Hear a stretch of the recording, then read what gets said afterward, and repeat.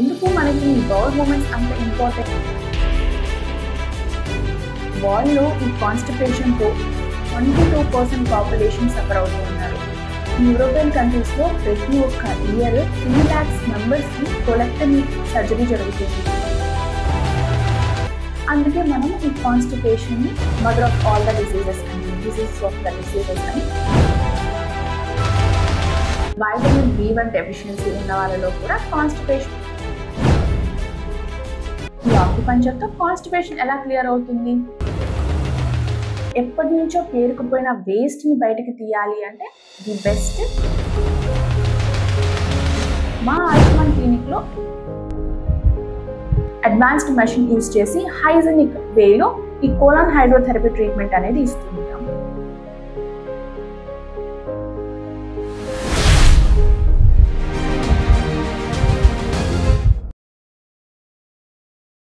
Hi everyone, this is doctor Karishma, naturopathy physician.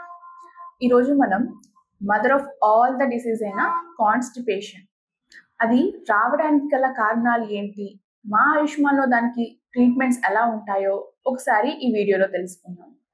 అయితే ఈ కాన్స్టిపేషన్ని diseases of the disease అని కూడా అంటూ ఉంటాము. వరల్డ్లో ఈ కాన్స్టిపేషన్తో 22% పాపులేషన్ సఫర్ అవుతున్నారు. అందులో యూరోపియన్ కంట్రీస్ అయిన అమెరికాది ఫస్ట్ ర్యాంక్ అనమాట. అదే మన ఇండియాలో 21% పీపుల్ ఈ కాన్స్టిపేషన్ తో సఫర్ అవుతూ ఉంటే 13% పీపుల్ సివియర్ కాన్స్టిపేషన్ తో సఫర్ అవుతూ ఉన్నారు. ఈ యూరోపియన్ కంట్రీస్ లో ప్రతి ఒక్క ఇయర్ 3 lakhs మెంబర్స్ కి కొలెక్టమీ సర్జరీ జరుగుతుంది. ఎందుకంటే కోలాన్ క్యాన్సర్స్ వల్ల. ఈ కోలాన్ క్యాన్సర్స్ రావడానికి one of the main reason ఏంటి అంటే లో ఫైబర్ డైట్ తీసుకోవడం, హై ఫ్యాట్ ఫుడ్స్ తీసుకోవడము. దీనివల్ల సివియర్ కాన్స్టిపేషన్ తో బాధపడుతున్న వాళ్ళలో ఈ కోలాన్ క్యాన్సర్స్, దానివల్ల కోలోరెక్టల్ సర్జరీస్ అనేవి బాగా పెరిగిపోయాయి. ఇంకా మోర్టాలిటీ రేట్ కూడా ఎక్కువైందని చెప్పుకోవచ్చు ఈ కోలాన్ క్యాన్సర్ వల్ల. కాన్స్టిపేషన్ అనేది ఒక కామన్ గ్యాస్ట్రో ఇంటెస్టైనల్ డిసార్డర్ అన్నమాట. సో ఈ కాన్స్టిపేషన్ ఉంది అని మనం ఎలా తెలుసుకోవచ్చు అంటే, మీకు కనుక వీక్ లో 3-4 టైమ్స్ ఇర్రెగ్యులర్ బౌల్ మూమెంట్స్ రావడము, అంటే కొన్ని రోజులు కాన్స్టిపేటెడ్ గా అనిపించడము, తర్వాత నార్మల్ గా రావడము, మళ్ళీ నెక్స్ట్ వీక్ లో మళ్ళీ ఇది 3-4 టైమ్స్ ఇలా రిపీట్ అవుతూ ఉండడము. ఇంకొకటి ఏంటి అంటే మోషన్ పాస్ చేయడానికి వెళ్ళినప్పుడు ఎక్కువగా స్ట్రెయిన్ పెడుతూ ఉండడము. 2 minutes లో అయిపోవాల్సిన పని ఒక 5 to 10 minutes తీసుకున్నారు అంటే అక్కడ ఎక్కువ స్ట్రెయిన్ పెట్టినట్టు. అలాగే మోషన్ పాస్ చేసేటప్పుడు హార్డ్ గా రావడము, స్టూల్స్ అనేవి హార్డ్ గా పాస్ చేస్తూ ఉండడము. అలాగే మోషన్ పాస్ చేసిన తర్వాత ఇన్కంప్లీట్నెస్, ఇంకా కంప్లీట్ గా క్లియర్ అవ్వలేదు, ఇంకా ఏదో లోపల ఉంది అన్నట్టు ఫీల్ అవుతూ ఉండడము. ఇందులో ఏ 3 సింప్టమ్స్ మీరు తరచుగా ఫేస్ చేస్తూ ఉన్నా కూడా మీకు కాన్స్టిపేషన్ సమస్య ఉన్నట్టు. నేను స్టార్టింగ్ లో కాన్స్టిపేషన్ ని mother of all the diseases అన్నాను, అలాగే డిసీజెస్ ఆఫ్ ద డిసీజ్ అన్నాను. ఎందుకన్నాను అంటే జనరల్ గా మనకి మోస్ట్ ఆఫ్ ద టాక్సిన్స్ అనేవి ఈ లార్జ్ ఇంటెస్టైన్ ద్వారానే క్లియర్ అవుతూ ఉంటాయి. అంటే వేస్ట్ ని బయటకు పంపించేది కోలాన్ అని చెప్పుకోవచ్చు.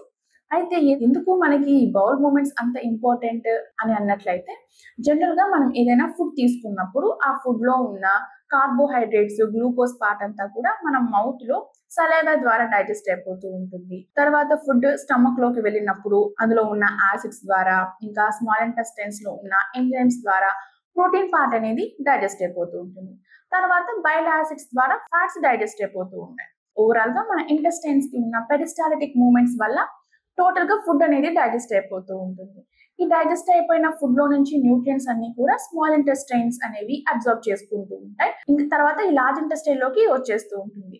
ఇంకా ఇందులో ఏదైనా న్యూట్రియంట్స్ మిగిలిపోయినా లేకపోతే ఎక్సెస్ వాటర్ ఉన్నా కూడా లార్జ్ ఇంటెస్టైన్ అబ్జర్వ్ చేసేసుకొని ఈ వేస్ట్ అంతా కూడా సిగ్మాయిడ్ కోలాన్ లో స్టోర్ చేసుకొని ఈ రెక్టమ్, యానస్ ద్వారా బయటకు పంపించేస్తూ ఉంటుంది.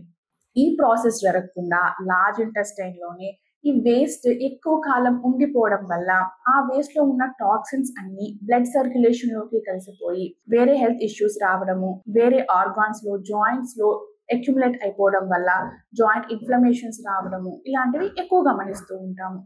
అలాగే ఈ వేస్ట్ అనేది బయటకు వెళ్లకుండా లార్జ్ ఇంటెస్టైన్ లోనే స్టోర్ అయిపోవడం వల్ల ఈ వేస్ట్ అంతా హార్డ్ గా మారిపోయి అక్కడ ఉన్న గట్ బ్యాక్టీరియాని ఇంబ్యాలెన్స్ చేస్తూ ఉంటుంది. బ్యాడ్ బ్యాక్టీరియా అనేవి పెరిగిపోతూ ఉంటాయి.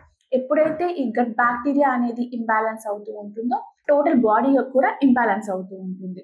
సో దీనివల్ల మనకి ఆకలి ఎక్కువగా అనిపించదు, మనం తీసుకుంటున్న ఫుడ్ లో ఉన్న న్యూట్రియంట్స్ అనేవి సరిగ్గా అబ్జర్వ్ అవ్వవు. ఈ వేస్ట్ అనేది కనుక బయటికి వెళ్ళకపోవడం వల్ల, ఈ కడుపులోనే ఉండడం వల్ల అబ్డామిన్ రోజు రోజుకి పెరిగిపోవడము, అబ్డామినల్ క్రాంపింగ్ రావడము, అబ్డామినల్ పెయిన్స్ రావడము, అలాగే మనకి కాన్సన్ట్రేషన్ కూడా దెబ్బతింటూ ఉంటుంది. ఒకసారి మీరే గమనించండి, ఒక రోజు లేదా 2 రోజులు మోషన్ కి మీరు సరిగ్గా పాస్ చేయలేకపోతే మీ కాన్సన్ట్రేషన్ అంతా కూడా అక్కడే ఉంటుంది. ఏదో ఇన్కంప్లీట్ ఫీలింగ్ వస్తూ ఉంటుంది, చిరాకు పడిపోతూ ఉంటాము. సో మెంటల్ యాక్టివిటీ కూడా దెబ్బతింటూ ఉంటుంది ఈ కాన్స్టిపేషన్ వల్ల. తర్వాత మన బాడీ ఏంటి అంటే ఈ టాక్సిన్స్ ని బయటకు పంపించడానికి వేరే రూట్ ని ఎంచుకుంటాయి. సో అందులో ఒక రూట్ ఏంటి అంటే స్కిన్. ఈ స్కిన్ నుంచి చెమట ద్వారా టాక్సిన్స్ ని బయటకు పంపించడానికి ట్రై చేస్తూ ఉంటుంది. ఈ ప్రాసెస్ లో ఏం జరుగుతుంది అంటే ఆ టాక్సిన్స్ మన స్కిన్ నుంచి స్వెట్ ద్వారా బయటకు వెళ్ళేటప్పుడు స్కిన్ ఇరిటేషన్స్ రావడము, స్కిన్ సెన్సిటివిటీ పెరిగిపోవడము, దీనివల్ల స్కిన్ ర్యాషెస్ రావడము, ఇవన్నీ కూడా గమనిస్తూ ఉంటాము. అందుకే మనం ఈ కాన్స్టిపేషన్ ని mother of all the diseases అని, డిసీజెస్ ఆఫ్ ద డిసీజెస్ అని చెప్తూ ఉంటాము. ఇంకొకటి, మీ కాన్స్టిపేషన్ ఎంత సివియారిటీ ఉంది అని తెలుసుకోవడానికి బ్రిస్టల్ స్టూల్ చార్ట్ అనేది ఒకటి ఉంటుంది. సో ఇందులో మనకి స్టూల్స్ ఎలా వస్తున్నాయి, హార్డ్ గా వస్తున్నాయా, లేకపోతే బ్రిటిల్ అయి వస్తున్నాయా, లేకపోతే చిన్న చిన్న గుళికల్లాగా పడుతున్నాయా, దీని ద్వారా మనకి ఎంత సివియర్ కాన్స్టిపేషన్ ఉంది అని తెలుసుకోవచ్చు. ఒకవేళ మనకి ఈ కాన్స్టిపేషన్ ఇనిషియల్ స్టేజ్ లో కనుక ఉన్నట్లయితే చిన్న చిన్న టిప్స్ పాటిస్తూ సివియర్ కాన్స్టిపేషన్ రానివ్వకుండా మనం మేనేజ్ చేసుకోవచ్చు. ఒకవేళ మీరు సివియర్ కాన్స్టిపేషన్ తో బాధపడుతున్నట్లయితే ఖచ్చితంగా మీరు దీనికి ట్రీట్మెంట్ తీసుకోవాల్సి వస్తుంది. సో ఈ కాన్స్టిపేషన్ రావడానికి కాజెస్ కనుక తీసుకున్నట్లయితే మన అందరికీ తెలుసు, లో ఫైబర్ ఫుడ్ తీసుకోవడం వల్ల. ఈ మధ్య కాలంలో చాలా మంది జంక్ ఎక్కువ తీసుకుంటున్నాం, అది మన అందరికీ తెలుసు. సో ఈ జంక్ ఎక్కువ తీసుకోవడం వల్ల, ఫైబర్ ఫుడ్ తగ్గిపోవడం వల్ల మనకి ఇంటెస్టైనల్ మొటిలిటీ కూడా తగ్గిపోతూ ఉంటుంది. ఈ ఫైబర్ ఏంటి అంటే మన స్టూల్స్ కి బల్క్ యాడ్ అయ్యి వేస్ట్ అంతా బయటికి ఈజీగా పంపించడానికి హెల్ప్ చేస్తూ ఉంటుంది. సో మనం ఈ ఫైబర్ ఫుడ్ తీసుకోకపోవడం వల్ల కాన్స్టిపేషన్ సమస్యలు అనేవి వస్తూ ఉంటాయి. ఈ ఫైబర్ లో కూడా మనకి సాల్యుబుల్ ఫైబర్ అని, ఇన్సాల్యుబుల్ ఫైబర్ అని ఉంటూ ఉంటాయి. ఈ సాల్యుబుల్, ఇన్సాల్యుబుల్ ఫైబర్ ఏం చేస్తుంటాయి అంటే స్టూల్ కి బల్క్ యాడ్ చేసి అలాగే మోషన్ ఈజీగా పంపించడానికి హెల్ప్ చేస్తూ ఉంటాయి. సో దాని గురించి మీరు ఖచ్చితంగా ఫైబర్ ఫుడ్ ని మాత్రం ఇంక్లూడ్ చేసుకోండి. మనకి ఫ్రూట్స్ లో, వెజిటేబుల్స్ లో ఇవి ఎక్కువగా దొరుకుతూ ఉంటాయి. లేకపోతే ఏదో ఒక పూట అయినా ఫ్రూట్ సలాడ్స్ లేకపోతే వెజిటేబుల్ సలాడ్స్ ఉండేలాగా చూసుకోండి. ఈ ఫైబర్ తో పాటు ఖచ్చితంగా మీ బాడీకి హైడ్రేషన్ అనేది చాలా ఇంపార్టెంట్. ఎందుకంటే ఈ హైడ్రేషన్ వల్ల కూడా మన ఇంటెస్టైనల్ మొటిలిటీని ఇంక్రీజ్ చేయడానికి హెల్ప్ చేస్తూ ఉంటుంది. మనకి డీహైడ్రేషన్ కండిషన్స్ లో కూడా ఇంటెస్టైనల్ మొటిలిటీ తగ్గిపోయి కాన్స్టిపేషన్ వచ్చే ఛాన్సెస్ అనేవి ఎక్కువగా ఉంటాయి. కాబట్టి ఫైబర్ తో పాటు ఖచ్చితంగా మీరు వాటర్ లెవెల్స్ కూడా మెయింటైన్ చేయడానికి ట్రై చేయండి. ఇంకొకటి, వైటమిన్ B1 డెఫిషియన్సీ ఉన్న వాళ్ళలో కూడా కాన్స్టిపేషన్ వచ్చే ఛాన్స్ అనేది ఉంటుంది. ఎందుకంటే ఈ B1 అనేది మన స్టమక్ లో యాసిడ్ లెవెల్స్ ని సెక్రేట్ చేసి ఫుడ్ ని బాగా డైజెస్ట్ చేస్తూ ఉంటుంది. మనకి ఇండైజెషన్ ప్రాబ్లమ్స్ ఉన్నా కూడా కాన్స్టిపేషన్ వచ్చే ఛాన్స్ ఉంటుంది. కాబట్టి ఎప్పుడైతే మన బాడీలో B1 డెఫిషియన్సీ వస్తుందో అది ఫుడ్ ప్రాపర్ డైజెస్ట్ అవ్వక కాన్స్టిపేషన్ వచ్చే సమస్యలు కూడా చాలా ఎక్కువగా ఉంటాయి. ఇంకా ఎవరికైనా అనిస్మస్ అనే కండిషన్, అంటే ఆనస్ దగ్గర ఉన్న మజిల్స్ లేకపోతే పెరినియం దగ్గర ఉన్న మజిల్స్ అనేవి కాంట్రాక్ట్ స్టేట్ లో కనుక ఉన్నట్లయితే వీళ్ళకి మోషన్ పాస్ చేయడంలో ఇబ్బందిగా ఉంటుంది. ఎందుకంటే అక్కడ మజిల్స్ అనేవి టైటన్ అయిపోతూ ఉంటాయి. సో అలాంటి వాళ్ళలో కూడా మనము ఎక్కువగా ఈ కాన్స్టిపేషన్ సమస్యలు చూసుకోవచ్చు. ఇంకా మెయిన్ గా ఏంటి అంటే ఎవరికైతే స్లీపింగ్ ప్యాటర్న్ అనేది డిస్టర్బ్డ్ గా ఉంటుందో అలాంటి వాళ్ళలో కాన్స్టిపేషన్ సమస్యలు ఎక్కువగా ఉంటూ ఉంటాయి. జనరల్ గా ఏంటి అంటే ఆక్యుపంచర్ థియరీ ప్రకారం 5 to 7 వరకు ఏంటి అంటే లార్జ్ ఇంటెస్టైన్ అనేది డీటాక్సిఫై అయిపోవాలి. ఈ టైంలో మనం బౌల్ మూమెంట్స్ కనుక వెళ్ళినట్లయితే మన బాడీలో టాక్సిన్స్ స్టోర్ అవ్వకుండా బయటకు వెళ్ళిపోతూ ఉంటాయి. కానీ ఇప్పుడున్న జనరేషన్ లో ఇదంతా కుదరదు. అంటే అందరూ 5 to 7 లెగరు, వాళ్ళకి వర్క్ స్ట్రెస్ ఉంటుంది, లేకపోతే ఇంకేదైనా పని పడుతూ ఉంటుంది. దాన్ని డిలే చేయడము, ఇర్రెగ్యులర్ టైమింగ్స్ రావడము, ఇర్రెగ్యులర్ టైమింగ్స్ లో పడుకోవడము, ఇర్రెగ్యులర్ టైమింగ్స్ లో బౌల్ మూమెంట్స్ కి వెళ్ళడం వల్ల కూడా టాక్సిన్స్ అనేవి బాడీలో అక్యుములేట్ అయిపోతూ ఉంటాయి. ఈ స్లీప్ డిస్టర్బెన్స్ అనేది ప్రొలాంగ్ గా కనుక కంటిన్యూ అవుతూ ఉంటే ఇంటెస్టైనల్ మొబిలిటీ తగ్గిపోయి మనకి కాన్స్టిపేషన్ వచ్చే ఛాన్స్ అనేది ఎక్కువగా ఉంటుంది. దీనికోసము మా దగ్గర ట్రీట్మెంట్స్ కూడా చాలా బాగా ఉన్నాయి. సో నేను ముందు చెప్పినట్టు ఒకవేళ ఇనిషియల్ స్టేజ్లో కనుక మీరు కాన్స్టిపేషన్తో బాధపడుతున్నట్లయితే జనరల్ టిప్స్ లాంటివి, లైక్ హాట్ వాటర్ తాగి మోషన్ పాస్ చేయడము, త్రిఫలా చూర్ణ తీసుకోవడము, లేకపోతే ఒక రెగ్యులర్ టైమింగ్ ని మెయింటైన్ చేసుకుంటూ మోషన్ పాస్ చేయడము, లేకపోతే మీ కమోడ్ వెస్ట్రన్ కాకుండా ఇండియన్ ఉండేలాగా చూసుకుంటూ ఉండడం, అంటే ఎవరికైతే మోకాలు నొప్పులు లేవో అలాంటి వాళ్ళు ఇండియన్ కమోడ్ కి స్విచ్ అవ్వడము, ఇలాంటివి చేయడం వల్ల ఫ్యూచర్ లో సివియర్ కాన్స్టిపేషన్ రాకుండా చూసుకోవచ్చు. కొన్ని నెలల పాటుగా, కొన్ని సంవత్సరాలుగా ఈ కాన్స్టిపేషన్ తో బాధపడుతున్నారో వాళ్ళకి ట్రీట్మెంట్ అనేది ఖచ్చితంగా అవసరం పడుతూ ఉంటుంది. సో ఎప్పటి నుంచో పేరుకుపోయిన వేస్ట్ ని బయటకు తీయాలి అంటే ది బెస్ట్ కోలాన్ హైడ్రోథెరపీ. మా ఆయుష్మాన్ క్లినిక్ లో అడ్వాన్స్డ్ మెషిన్ యూజ్ చేసి హైజెనిక్ వేలో ఈ కోలాన్ హైడ్రోథెరపీ ట్రీట్మెంట్ అనేది ఇస్తూ ఉంటాము. ఈ కోలాన్ హైడ్రోథెరపీ ట్రీట్మెంట్ అంతా కూడా 40 మినిట్స్ వరకు ప్రొసీజర్ ఉంటుంది. ఈ 40 మినిట్స్ ప్రొసీజర్ లో మన లార్జ్ ఇంటెస్టైన్ టోటల్ గా క్లియర్ చేస్తూ ఉంటుంది. ఈ లార్జ్ ఇంటెస్టైన్ మనకి 5 to 6 feet లాంగ్ ఉంటుంది. సో ఈ 40 మినిట్స్ లో ఈ 5 to 6 feet లాంగ్ ఉన్న లార్జ్ ఇంటెస్టైన్ ని క్లియర్ చేసే the best technique colon hydrotherapy. తర్వాత ఇంటెస్టైనల్ మొటిలిటీని ఇంక్రీజ్ చేసే ట్రీట్మెంట్స్ కూడా కొన్ని ఉన్నాయి. అవి ఏంటి అంటే ఆక్యుపంచర్. ఈ ఆక్యుపంచర్ తో కాన్స్టిపేషన్ ఎలా క్లియర్ అవుతుంది అన్న డౌట్ మీకు ఉండే ఉంటుంది. సో ఎలా అంటే నేను ఒకసారి ఎక్స్ప్లెయిన్ చేస్తాను. ఈ ఆక్యుపంచర్ నీడిల్ మనం ప్రిక్ చేసినప్పుడు అటోనామిక్ నర్వస్ సిస్టమ్ అనేది యాక్టివేట్ అవుతుంది.